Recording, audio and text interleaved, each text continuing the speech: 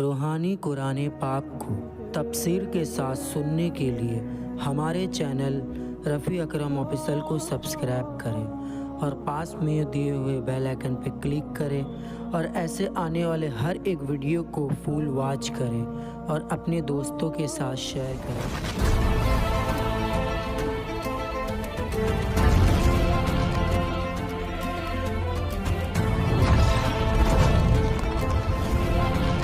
أعوذ بالله من الشیطان الرجیم، پناہ مانگتا ہوں میں اللہ کی شیطان مردود سے۔ وَأُبْرِئُ الْأَكْمَحَ وَالْأَبْرَصَ وَأُحْيِي الْمَوْتَى بِإِذْنِ اللَّهِ وَأُنَبِّئُكُم بِمَا تَأْكُلُونَ وَمَا تَدَّخِرُونَ فِي بُيُوتِكُمْ إِنَّ فِي ذَلِكَ لَآيَةً لَكُمْ إِن كُنتُم مُؤْمِنِينَ۔ اور میں شفا دیتا ہوں مادرزاد، اندھے اور سفید داغ والے کو، اور میں مردے جلاتا ہوں اور اللہ کے حکم سے، اور تمہیں بتاتا ہوں جو تم کھاتے اور جو اپنے گھروں میں جمع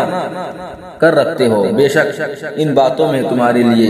نشانی، بڑی نشانی ہے اگر تم ایمان رکھتے ہو۔ برس، جس کا برس عام ہو گیا ہو اور اتباع میں اس کے علاج سے عاجز ہوں، چونکہ حضرت عیسیٰ علیہ السلام کے زمانہ میں طب انتہائی عروج پر تھی اور اس کے ماہرین امر علاج میں ید طولہ بڑی مہارت رکھتے تھے، اس لیے ان کو اسی قسم کے معجزے دکھائے گئے تاکہ معلوم ہو کہ طب کے طریقہ سے جس کا علاج ممکن نہیں ہے اس کو تندرست کر دینا یقیناً معجزہ اور نبی کے صدق نبوت کی دلیل ہے۔ وہب کا قول ہے کہ حضرت عیسیٰ علیہ السلام کے پاس ایک دن میں 50,000 مریضوں کا اجتماع ہو جاتا تھا، اس میں جو چل سکتا تھا وہ حاضر خدمت ہوتا تھا، اور جسے چلنے کی طاقت نہ ہوتی اس کے پاس خود حضرت تشریف لے جاتے اور دعا فرما کر اس کو تندرست کرتے اور اپنی رسالت پر ایمان لانے کی شرط کر لیتے۔ صدق اللہ العظیم۔ ترجمہ کے ساتھ سننے کے لیے ہمارے چینل رفیع اکرم آفیشل سے جڑیں